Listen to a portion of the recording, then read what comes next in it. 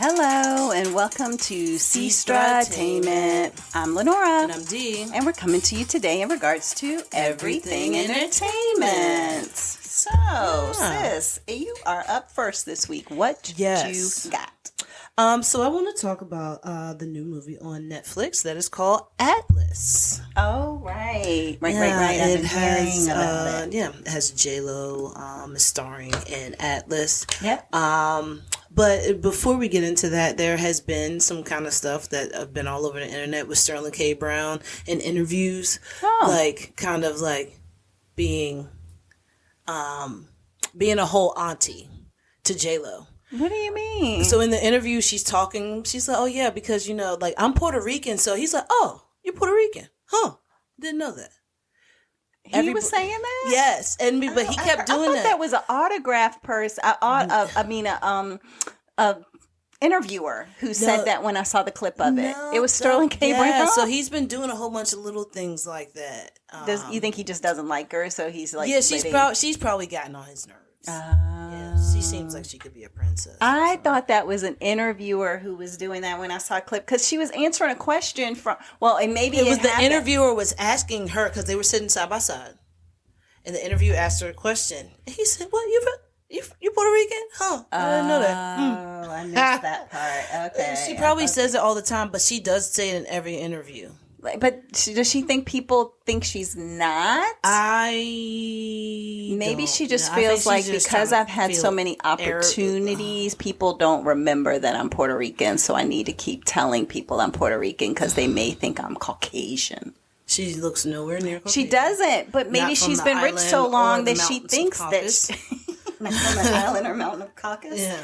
Yeah, I mean, I don't know. I'm just wondering. I don't know, but it's been funny because the internet is just going off on it, and they are loving it. Okay. They somebody called him Sterling. The K stands for Killmonger's daddy. Oh, gosh! Because if you go back, he is Killmonger's daddy. So that was good. All right, so in the movie, you got Jennifer Lopez, who's playing Atlas Shepard. You have Simu Liu. Who plays Harlan. Yeah. You have Sterling K. Brown that plays Colonel Elias. There's some other people that you really don't need to know. There's some people that you do need to know. So you have Lana Parrilla, who is Val Shepard, who actually is going to be the mother of J-Lo. Okay. And then you have Mark Strong, who he happens to be the bad guy in like a whole bunch of movies. He every British movie that has like a spy or something like that in it. Yeah. He's in. No, it's always like some kind of spy thing. I think he was espionage. Yeah, and then also I think it was the Robert Downey Jr. movie with him and Jude Law. Sherlock Holmes. Yeah, Sherlock. He was the bad guy, Dr. Moriarty. Yes. He plays General Jake Booth. So those are the main ones that you need to know. So basically, the story is, it is the future. Don't remember them saying the year, but they might have said the year. Okay. But AI has gotten to the point where they're so advanced that they have now gotten to the point where they are taking over and trying to wipe out humanity. Okay. So J-Lo, like iRobot.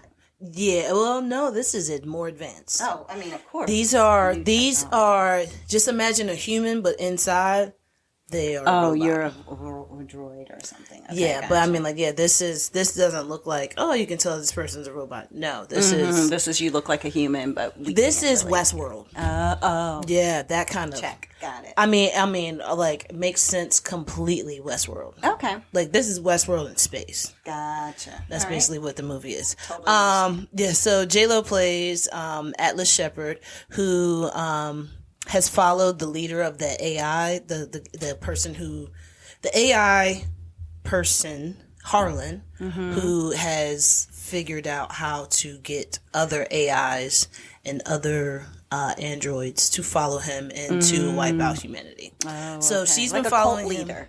Yeah, yes, but I mean, he's building his own cult, literally building. Yeah. Yeah.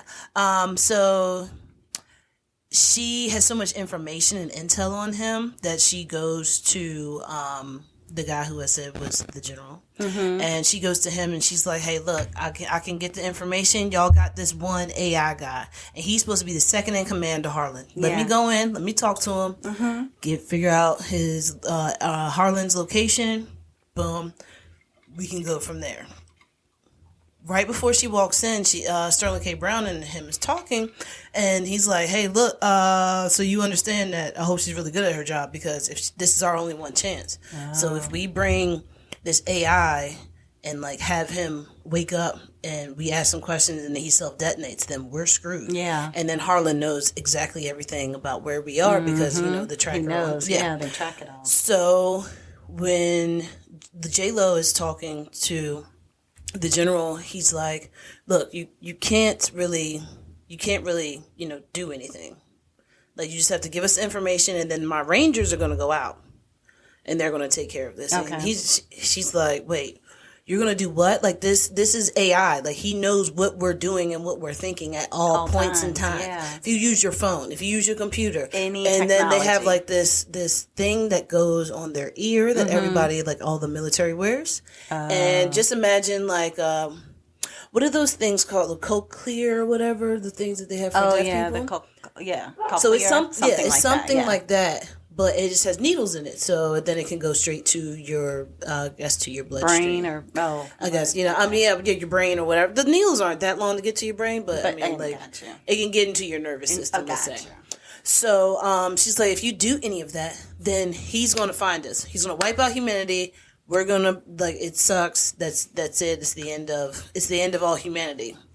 And she's like, who do you even have, like, running this? And he's like, I have, Commander Elias. And then he walks in, he was like, you talking about me? And she was like, what are you thinking? Like, you know nothing. I have to debrief you and all this stuff and blah, blah, blah. But he's like, look, I know how to do my job. I didn't say anything to you about how to do your job. She was like, no, you don't understand this man. You don't understand, well, not this man, but this AI. He knows everything. He is 5,000 steps ahead of every human thought that we have. He's like, well, I guess we'll cross that bridge when we get to it. Okay, well, shouldn't have said that. Because when the bridge gets there, the bridge is over. The bridge is over. Bye-bye. Because there was a big, huge attack, and it's like, bruh, everybody's going to know that. But when this attack is happening, J-Lo does end up being able to go with them, right? Okay. She's going to be like, what is the word? Like when you're just giving people information, but you're not actually working with them? She is giving people like intelligence. You know the word. Whatever. An informant. Informant. Yeah. Okay. Boom, get distracted. But yeah, so she's like giving them all the information. And then she's like, but you don't understand. And Sterling K. Brown is like getting dressed and everything because they have these big machines that kind of remind you of Avatar. You know, those big robots that they were all standing in and they were walking around. And they have machines like that.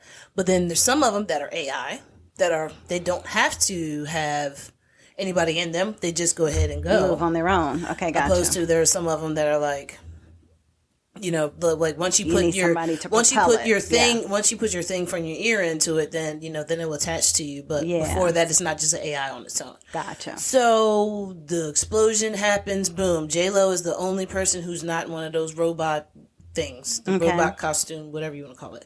And she's holding on. So what happens? Sterling K. Brown, he has his stuff on. And he's just like, all right, we got to go. Like the robot actually tells him, hey, we got to go help this lady. Like, you see her? And he's like, oh yeah. So he goes over there, helps her up, puts her inside of one of those machines and was like, put the thing on your ear. And she's like, heck no. You've lost your mind. I'm not doing it. Okay. I have seen the damage that it's done to people and what it causes and what it's done to humanity. I'm not using it. So most of the movie, she ain't using it. Okay. She's like, no, I'm not using it. I'm not using it. I'm not using it. I'm not going to use it. I'm not going to use it. I got it. Yeah, but she's going to end up but you already know, but she's going to end up using it because they focus on it so much throughout the movie. You're like, that you already know she's going to end up having to use it, right? Was she involved in the creation of this movie, like the one that was all the singing and dancing? Like Probably not, because this one was good. So back to what I was saying. Okay. Thanks. So, well, yeah, I don't think she was. Okay. I think she's just the main actress for it. But she might be like an executive producer or something like that. Maybe. Gotcha. Okay. But then it just goes from there of them trying to find Harlan, and when they all land, and how they go about trying to find Harlan, because they had to go to a whole nother galaxy, to a whole nother Earth 2 or to whatever. Another dimension. It's a whole nother Earth. Oh, there's like multiple Earths. KPR 63 or something like that. You know, they don't name it names; they just name it a whole bunch of letters and numbers. Gotcha. So that is the story is them trying to figure out how to maneuver through, but Harlan wants just one tidbit of information, and J-Lo is the key to him getting it. Got it. Okay. So, I mean, it's good. It's good. I think it's really good. I think J-Lo did good. Sterling K. Brown did good. Sometimes Sterling K. Brown, I'm like, he's so monotone with his speech. Like, his voice and everything is so monotone that, like, with him being militant, his sarcasm, like, it wasn't hitting like it could have. Okay. But he still did great. Like, all the action and everything in it, he did really good. But, yeah, I think it's a good movie. Like I said, it's called Atlas. Just came out on Netflix. And I took the flex. Yeah, so please check it out. It's good. It's good. It's a good little watch. All right. What do you have, sis? I have Baby Reindeer. Baby Reindeer. Yeah, did you watch that? Oh, Baby Reindeer. I sure did. I sure did. Can I have a Diet Coke? Yes, I watched it. So I was trying to pull up the cast. So yeah, Baby Reindeer. So it's like a British so good series. I have so much information about it too. Oh, do you? Yes. Okay, yeah. I was going to talk about it, but I wanted to get more information. But yeah, let's go. Let's go. I okay. like it. No, all right, got it. So, yeah, this ended up being a binge that I wasn't anticipating a binge. So Terry and I were having a date night. Shout out Terry. Shout out to Turt. And what ended up happening was we came home from having some dinner, and we were like, "Oh, we're gonna watch something." He was like, "Oh, can I? Maybe I'll start watching Atlas. We'll continue watching Atlas, right?" And I said, "Oh, okay." So as we're going through things, and I said, "Oh, I'm gonna watch Baby Reindeer one of these days," and he was like, "Well, let's watch that." And I was like, "No, you can watch Atlas." And he was like, "Yeah, Atlas is a movie. Baby Reindeer is a whole series, right?" How many was it? 8, 9? I think it was 7 or 8 episodes. And so literally we put it on. And some episodes were like 30 minutes though. And then other episodes were like more like an hour. Yeah. But long story short, we put it on and we watched all but 2 episodes. What? In one night? Get out of here. It took me like crazy. 3 days. No, but it wasn't even that long. Like we started watching like 8 o'clock. Yeah, okay. And then probably went to bed at midnight or something, or 11:30. And then next morning, watched the rest of it. And finished it in literally 20, probably 12 hours. I just like the way she says reindeer. Reindeer. Oh, baby reindeer. Yeah. Oh. So Baby Reindeer has actors. Again, it's British, so they have actors that I wasn't familiar with. I don't think I recognized anybody really. But you have Richard Gadd plays Donnie. You have Jessica Gunning plays Martha. Those are the 2 main characters. You have Nava Mao who plays Terry. And that's like a love interest as well of Donnie's, as well as Salome Brune. I can't see what her last name is here. Hold on a second. Brune Franklin.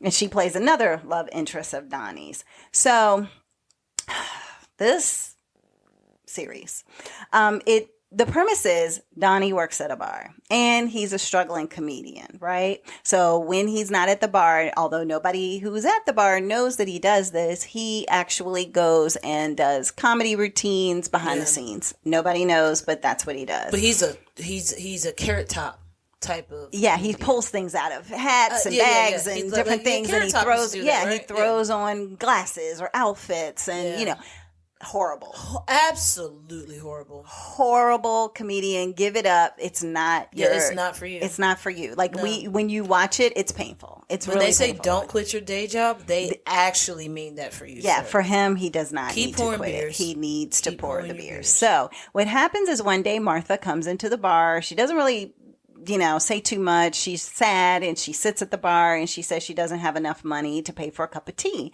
So he offers her a cup of tea and says it'll be on the house. And immediately when he says that, you see her slowly gaze up at him like puppy dog eyes, like, oh my God, I'm in love. I've been in love my entire life with this man. Like she just immediately latched on to him just for a free cup of tea.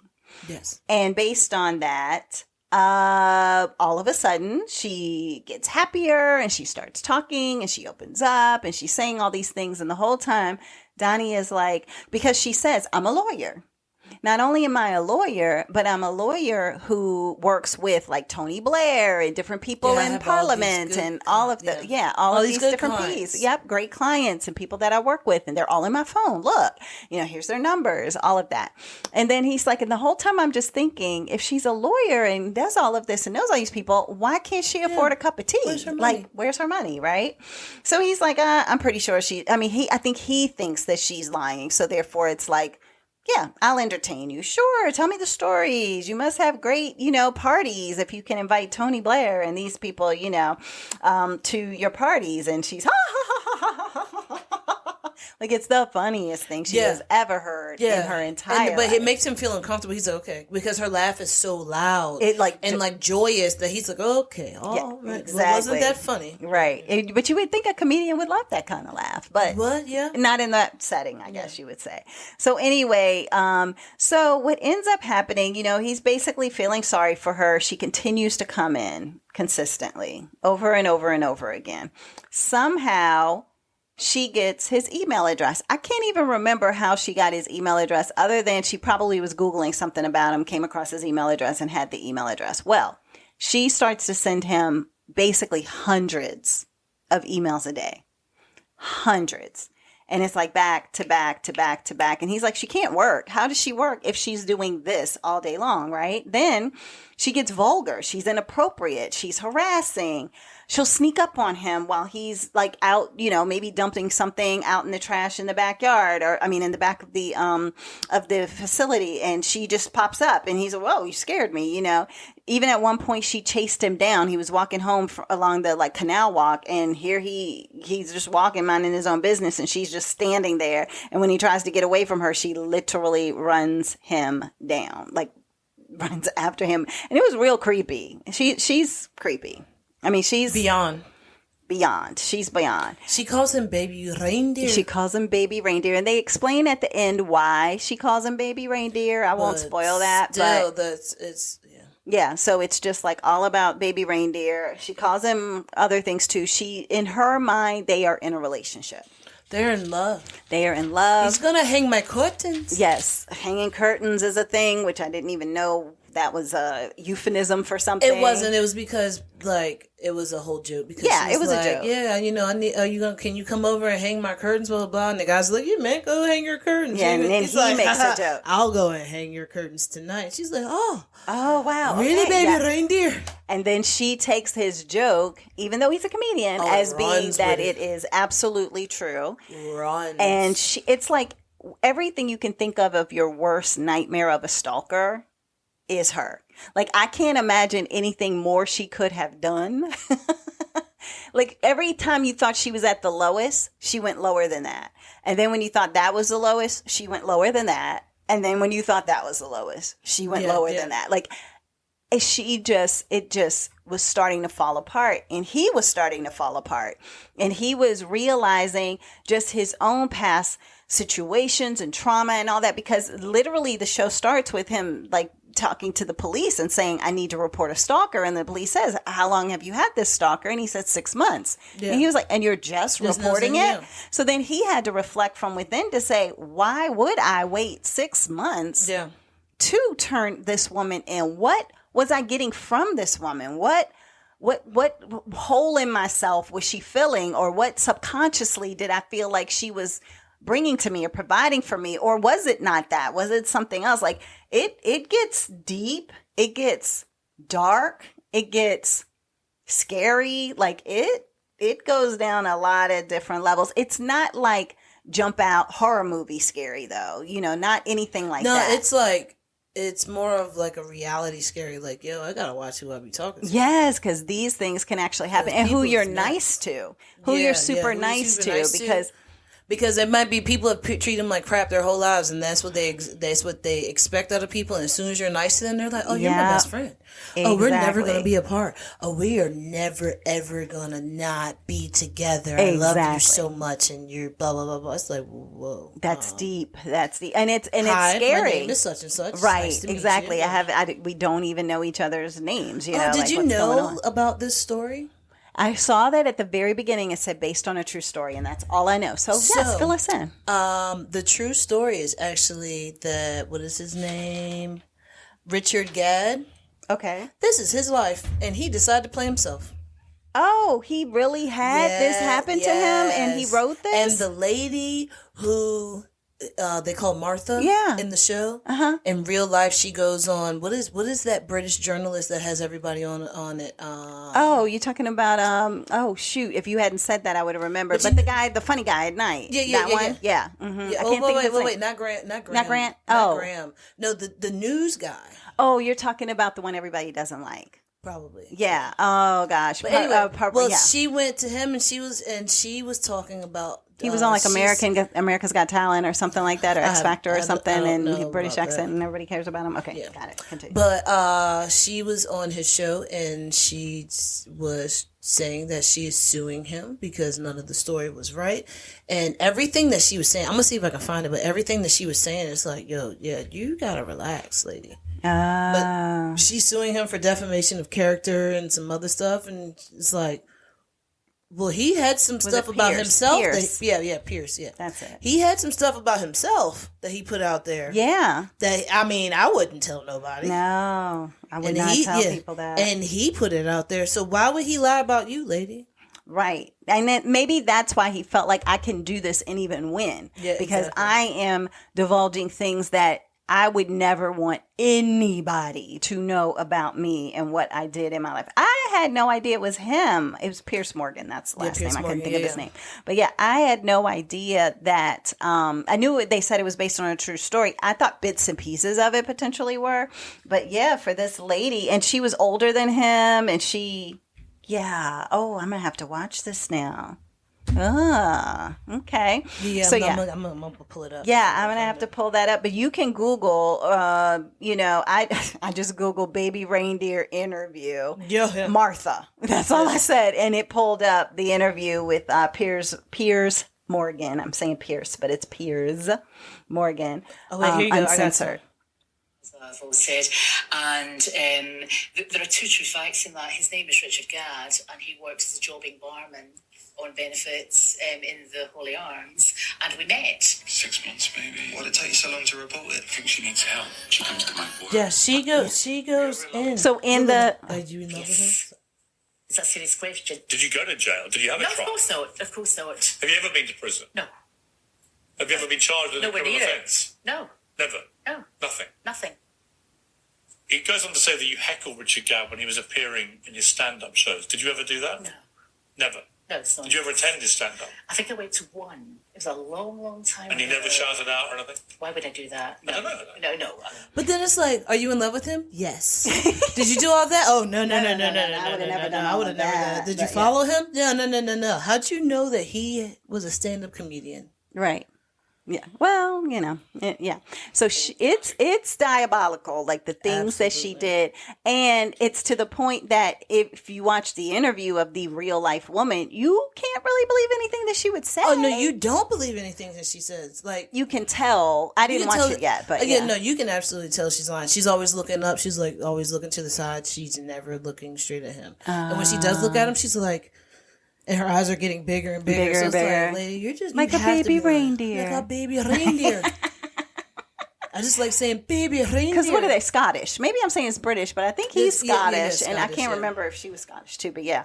So, oh boy, this show, this series, it has you really being fearful of humankind. Like, and the depths that somebody can go to destroy your life, for lack of a better way of saying it, to really, like, I was concerned that he was either going to, one, kill her, or himself. I was about to say himself. Because it was just like, one of us got to go because this isn't going to work. And then the thing is that she would just attach to the next person and then attach to the next. So it makes me wonder, like, who is she attached to right now? Because it has to be somebody. Pierce now. Oh my gosh, that would be hilarious. That would be hilarious. That wouldn't be hilarious. I would really feel bad for him. No. And that lady needs help. Person. She needs help. Yeah, she does need help. But he's not a good person. Oh, and if you hear Chico, he is, he's a part of the podcast tonight.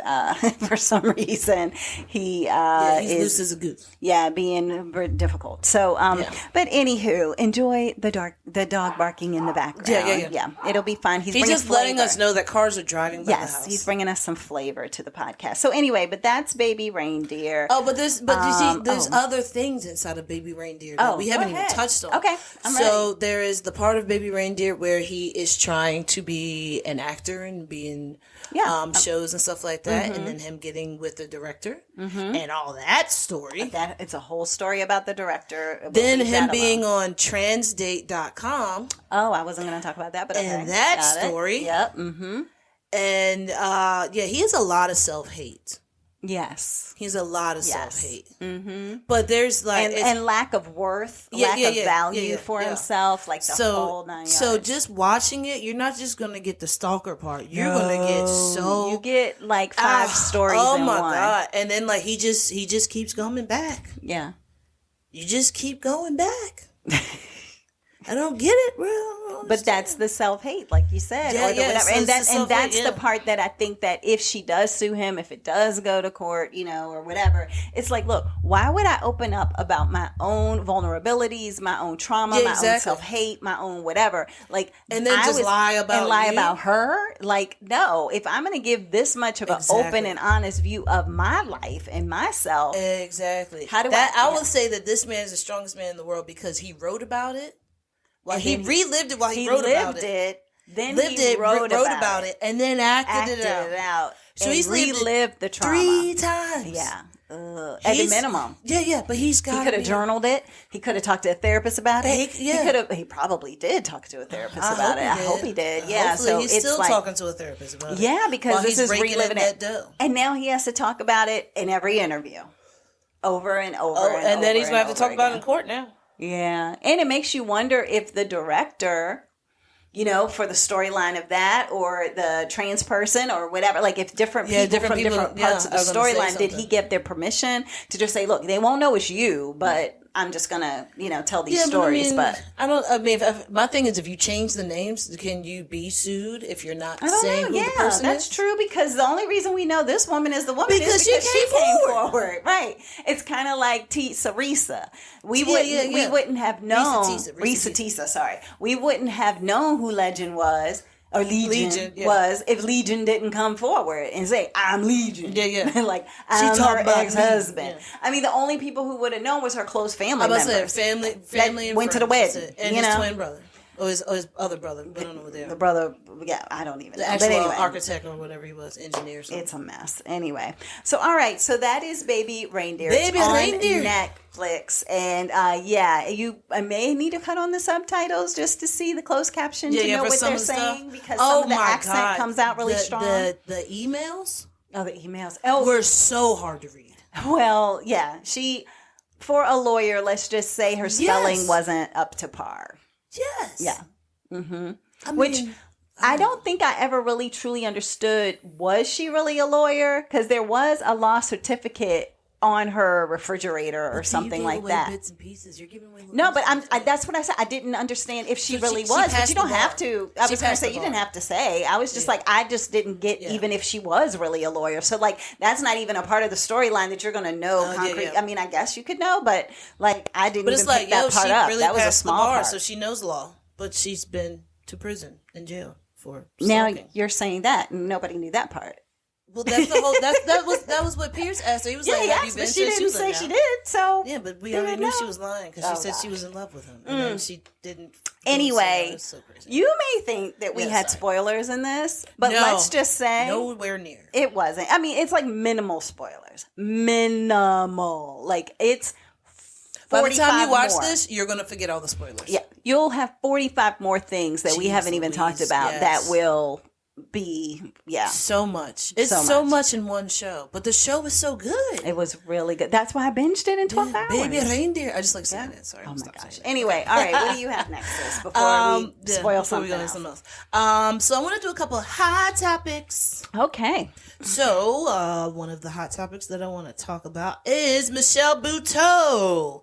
She is the first woman to do stand-up and perform at Radio City Music Hall. Oh, really? So she's doing her second Netflix special. Okay. And she's going to be performing at Radio City Music Hall, and she is so hyped. She is like, here you go. Let's hear it.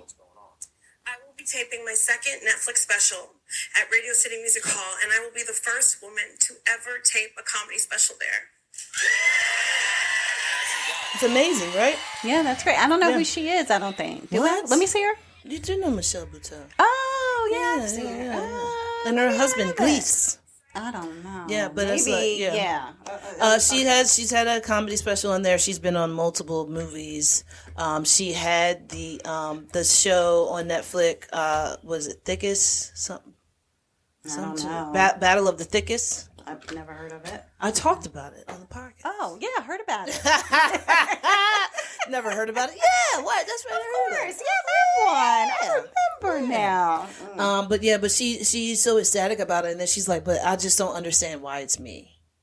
What is it about me that makes me to be the first person? Because she's like, she feels like there are other people who have been in the comedy game for a long time who should have Netflix specials, but those people have also probably gotten into stuff and have drama and all this other stuff. Or she could even be thinking of, like, a person who's been around forever, like Whoopi should have done that, or somebody else should have done it. Like, not me. Like, what is it about me? You know, like, I could see where somebody could have, like, that imposter syndrome. I could see her getting an EGOT. I could see her possibly getting an EGOT. This is the reason why. She's funny. I could see her doing Broadway. Okay. I could see her busting out a song. Okay. Getting a Tony Award on Broadway. Grammy. Being able to sing and do a Grammy. And then get she can have a song like Emmy That and Chick Oscar. Angel. One margarita. Well, like that Chick Angel ain't getting that Grammy for that. But she got a lot of plaques, though. She got a lot of plaques. So that was one thing. Another thing is the history of Memorial Day. So a lot of people don't know the actual history of Memorial Day, so I'm going to break it down. So what has been said throughout the history of time is that the Grand Army of the Republic commander, the commander-in-chief, John A. Logan, in 1868, recognized May 5th. 1868 as Memorial Day. They call it like a project number 11 or something, or order number 11. Cinco de Mayo. Yes. Okay. To go ahead the last Monday of May. No, I'm sorry. The first. No, just the 5th. It wasn't even the first Monday of May. It must have just been on the 5th. It was a Monday, whatever it was. It was that particular one was a Monday. Okay, and that was the day to recognize all the fallen soldiers from the Civil War. So now there is actual. So what has been said is actual history. It was that Memorial Day was started by former slaves on May 1st, 1865, in Charleston, South Carolina, at the exact time that the war ended. So they did it because so it was to honor 257 dead Union soldiers that had been buried in a mass grave in a Confederate prison camp. So they dug up the bodies and worked for 2 weeks to give them proper burials as gratitude for fighting for their freedom. Then held a parade of 10,000 people led by 2,800 black children, where they had marched and sang and celebrated. So that is when it originally started, was 1865. And then it was like, it's 1868. Let's go ahead and like take what they're doing and like make it a day where we can go ahead and, give people some, they can go ahead and recognize their fallen soldiers and family members, stuff like that. So that's what I just want to talk about, is how, things get flipped sometimes. But that crazy. Was, because, Memorial Day just passed. So that's why I wanted to talk about that. Now, another thing is, let me play this little snippet for you.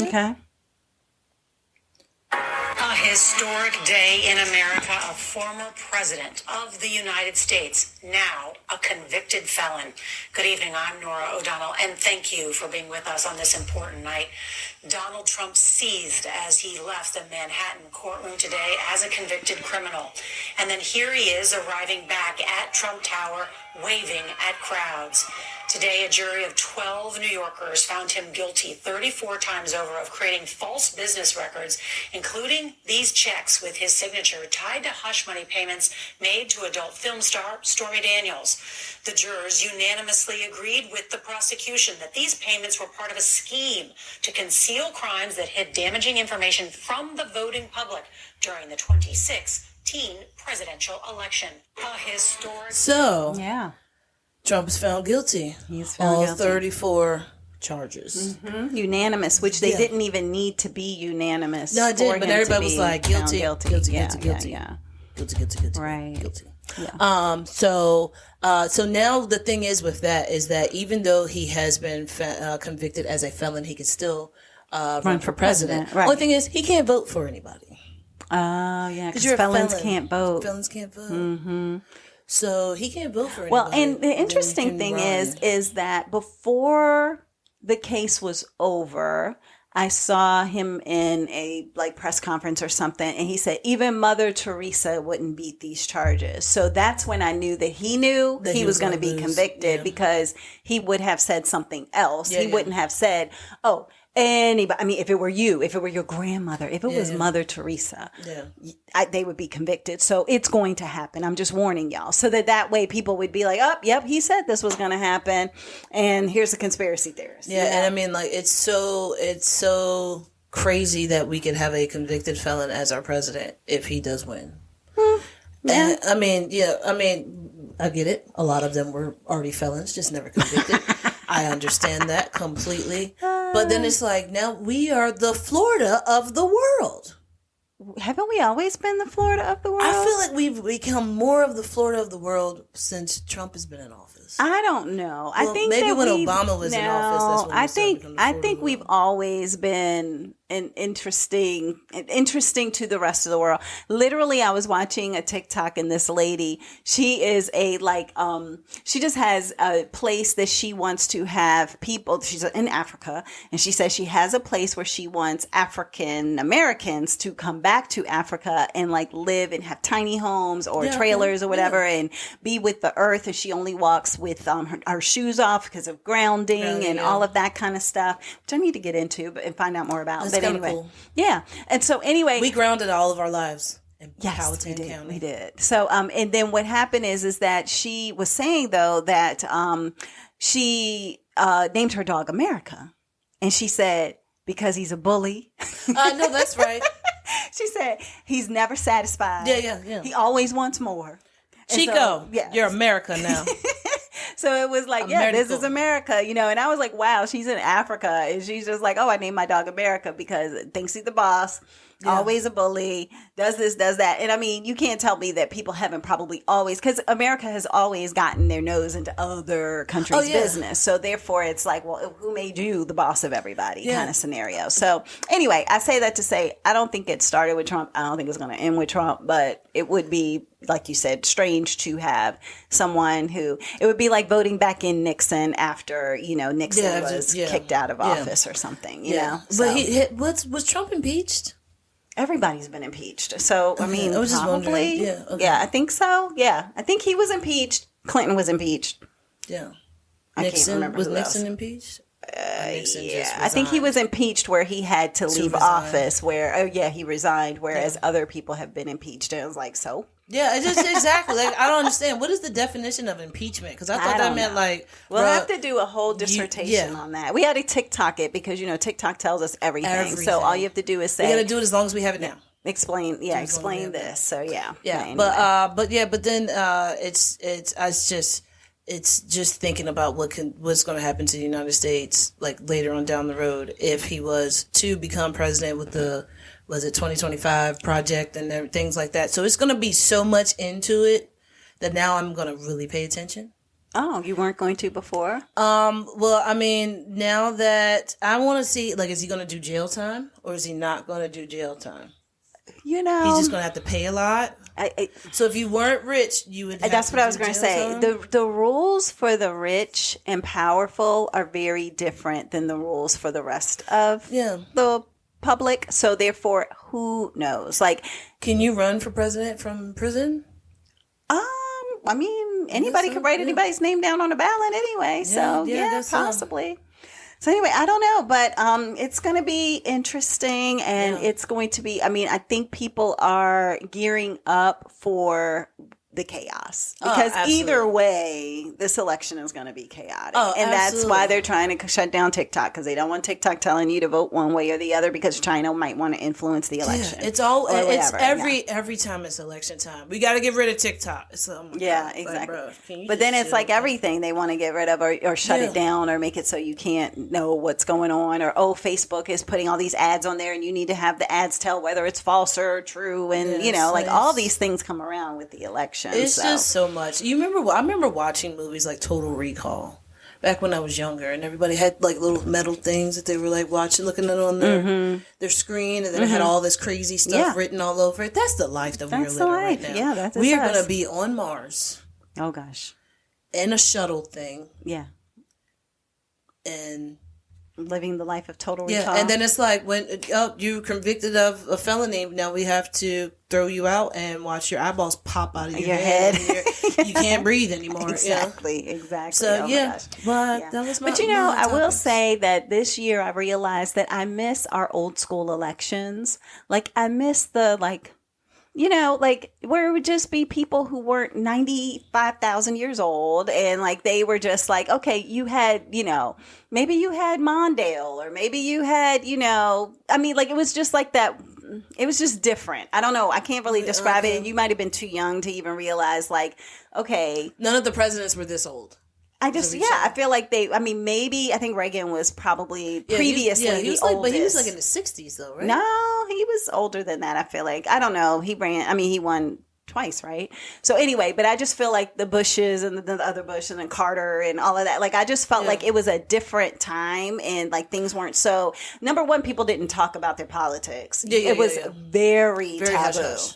It was very hush-hush. Nobody talked about it, and I kind of wish we went back to that, because who needs to know? And then you feel some way about me, and I feel some way about you, and blah, blah, blah, so it's just like, can we go back to that time? But that's far gone, because social media doesn't allow for that anymore.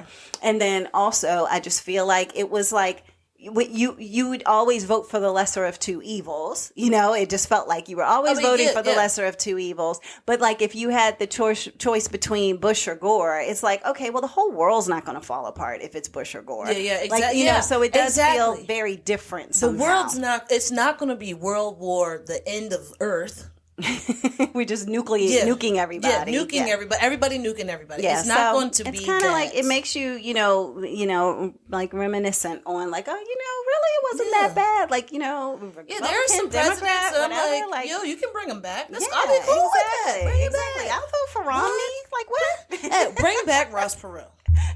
I mean, Al Gore, come run again. We'll think about those ice caps. Because and he created the internet, so there's that. Yeah, see, it's the whole thing. All right, we got to get on another topic. I actually have a hot topic too. Oh, okay. So my hot topic is this. If you listen to this, I'm just going to play it first. We'll talk about it later for commentary. Are you driving? Actually, I'm pulling into my doctor's office. Actually. So just give me 1 second. I'm parking right now. Okay. So maybe I don't understand something. This is a driving while license suspended? That is correct, Your Honor. And he was just driving. And he didn't have a license.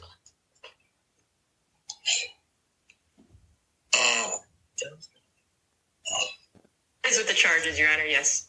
No, I'm looking at his record. He doesn't have a license. He's suspended and he's just driving. That is correct, Your Honor. I don't even know why he would do that. So, defendant's bond is revoked in this matter. Defendant is to turn himself into the Washington County Jail by 6 p.m. today. That is the funniest thing Bro, ever. how you gonna be mad? So let me just explain in case people didn't see the video and can't follow along. So this guy is supposed to be showing up for a video court hearing, right? About driving with a suspended license. The judge is watching him driving with the suspended license to be, on Zoom to show up for his court hearing. So as he is driving to court, well, not even to court, driving to his quote unquote doctor's office to park, the judge is like, okay, I'm not understanding something because this is supposed to be about driving with a suspended license and you're driving right now for your court appearance. So therefore, it's like, what were you thinking? And so his attorney is still like, oh, we're trying to get this recused. Like, we're trying to get rid of this. Yeah. And he's like, I'm not understanding how you're trying to do that when he's literally in this moment. That had to have been a corner-pointed lawyer. Because she was like, yes, that's correct. And then she was like, I don't understand because he's driving right now. And his record says. But no, I'm telling you, when she saw him driving on the Zoom, I'm sure she was like, this guy is not going to be able to get off of this charge. But that's the only thing I had was for us. Like, if he had just pulled in 10 seconds earlier, nobody would have known he was driving. He could have been in his car, but he could have said, oh no, I'm on the passenger side. I'm in the passenger seat. There's a driver. Or somebody just went inside or something like that. Or he could have stepped outside the car and just been standing outside his doctor's office or something. But you are literally driving late getting to your Zoom, but then also driving while you're in your Zoom. Because I think that it's almost like when I read in the comments, somebody said, this is a person who's gone to court so much that he forgot what the charges were. Yeah, exactly. That's why he was going to court. Like, are you driving? Oh, actually, I'm pulling up at my doctor's office right now. Like, he's just explaining it. How many times you gonna say actually? And he was so professional. He was so, like, listen to him again. Like, the judge is like, are you driving? Actually, I'm pulling into my doctor's office, actually. So just give me 1 second. How you gonna tell the judge give me one second because I'm parking? I'm parking right now. Not we're parking, they're parking, nothing. I'm parking right now. So that tells you I am currently driving without a license. So the judge is like, your bond is revoked. Yeah, revoked. So whatever bond somebody put down for him is gone. And you got to report to jail at 6:00 p.m. And his reaction to that was like, his eyes rolled. It was funny because as the judge was talking, it's almost like it was dawning on him like, oh my God, I can't believe I did that. And like his mouth just was slowly dropping, like, oh my God. And then, so now he's got to go to prison or jail or whatever. Like, it was the funniest thing. I mean... So judge is stunned when defendant with a suspended license joins the court hearing while driving. I don't. It's like, what is stupider? Somebody did say that too in the comments. It's like, whenever I feel like I did something stupid, I'm going to watch this video to remind me that it's not that bad. It's not that bad. It's not that bad. At all. Yeah. But I am parking right now. Yeah, actually. Bro. He sounds like that little boy that says, what was the little boy that does the interview? He's like, apparently, blah, blah, blah, blah, and apparently. Yeah. He's actually parking at my doctor's office. Oh my gosh. You all have to look up that video. Just Google TikTok, whatever, and just say TikTok idiots. Yeah. Well, no. I actually put in, what did I put in? I said driving while suspended license. Like driving while on a suspended license. And when you do it, actually a different thing popped up too. And I was like, oh my gosh, don't tell me somebody else did something like that. But, but like, how do you... I just don't get it. But like that has to be it. He did not remember why he was going to court today. Because you can't pull up with a suspended license. Exactly. Look, and at one point, the judge, while he's saying, hold on, I'm parking, the judge just throws a pen. Yeah, and it's just like, oh my God. Like, am I seeing what I think I'm seeing? Because this is ridiculous. So anyway, and then somebody even said in the comments, he going to drive himself to the police station on the suspended license. Oh, he will. And the car will just be sitting there until he gets out in his 30 days, 60, 90 days, however long it takes. He needs longer for and just then being you know an what? idiot. They're gonna watch him walk out, hop in the car, and they're drive gonna be like, off. "All right, rock paper scissors. Who's gonna get him?" Yeah, go get him again because he ain't got Yeah, the license yet. Oh my God. Okay. Anyway, all right. Let me talk briefly. I just wanted to go over that one hot topic, but I'm going to talk about the movie, The Beekeeper. The Beekeeper. I haven't watched it yet. Okay, That's the one with Jason Statham. And it has Felicia Rashad in it. I mean, it's like a cast. That's all I'll say. But anyway, so it starts off with Felicia Rashad's character being a part of a scam. They're preying on the elderly, and Jason Statham's character as the beekeeper on the property kind of decides that he wants to take matters into his own hands. The FBI shows up. They get involved because the mother because actually her daughter is an FBI agent, but Felicia Rashad's character makes some life-changing and altering decisions, and in the process of doing that, the FBI gets involved and they realize, oh, this is like a federal case because it's a scam, and scamming old people. And it's taking like their whole life savings. And you just watch. And the whole time you're like watching Felicia Rashad on her computer, she's like, I'm supposed to click where and do what? And I'm going to release X, Y, and Z. Okay. And you're going to do da da da da da. And they're like acting like they're her bank or something like that. And then they just take like $2 million from her. See, this scares me because like older parents people are getting older. And it's like anybody who calls you on the phone. That anybody could take. Oh my gosh. Anybody who calls you on the phone, don't do anything. Don't talk to them. Don't engage with them. Get in your car and drive to the bank if you have to. Don't, or just hang up and go and find the bank statement and call the number on there versus doing that. I just got a scam text message. Oh, I always get scam text messages. Yesterday, it was like bank such and such and such and such. And then it was like at some randomness services.org. And I was like, fake. I don't think that my bank's gonna have my situation was real. I mean, it felt real. I got a phone call from somebody and said, do you have a business account with this bank? Yeah. Blah, blah, blah, DDD. They were like going through and saying some stuff. And I was like, I do. And they were like, no, I don't know who you are. But they were like, yeah, because we have that there was a fraudulent account in Miami on your account. And so we need to verify some things with you so that we can cancel that fraudulent charge in Miami. And I was like, oh, okay. And he was like, can I get X, Y, and Z from you? And I was like, well, let me put you on hold for a moment. And then I was like, let me go into my app and see if there was something saying there was some type of charge that was trying or to if come it through even from showed that it was a hold, a pending, anything, or pending processing, or if they lock your account. Yeah, exactly. And lo and behold, when I looked, I didn't see anything, so I just hung up. Then he called back.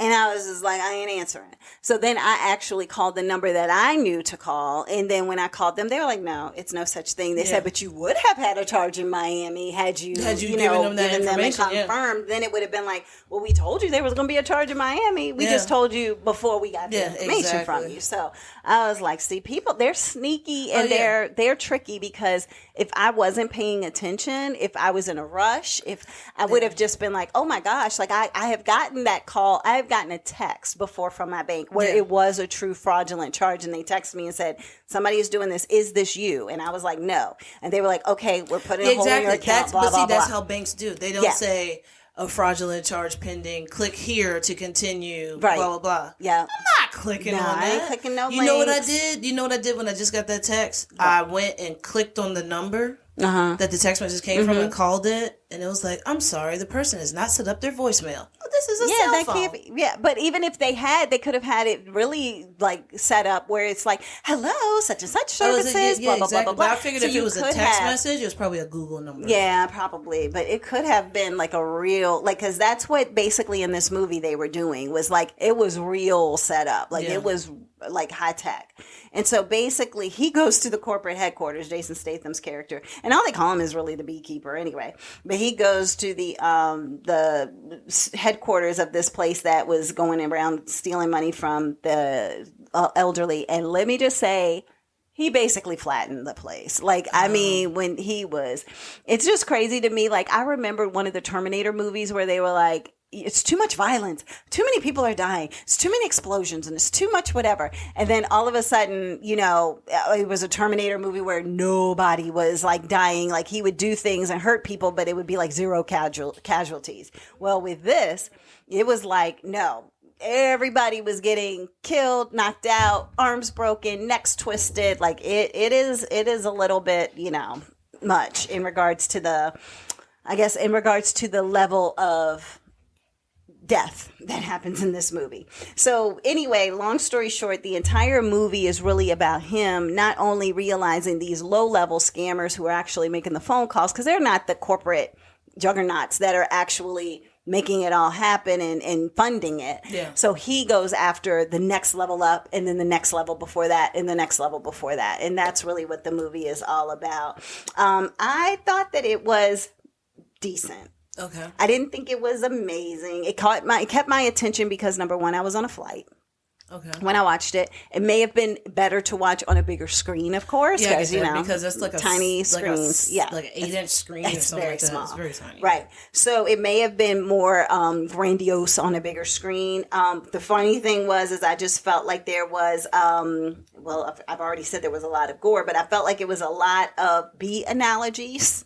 Okay. That I was just like, you know, what you get more bees with honey or something like that. Yeah. You know what I mean? So it's just like. But what time period was this? It's like today. Oh, it's now. Okay, because the way that the billboard for it looks makes it kind of look like it's like in the future or something like that. Because he looks all grungy and dirty and stuff like that. No, I think it was because he was basically. It's like one of those movies where he's being a vigilante. Okay. And even though he's trying to avenge the death of the Felicia Rashad's character, who's the FBI agent's mom, she's like, but I'm still an agent and I'm going to have to bring you in if I get you because you're killing too many people. Like I can't let you just.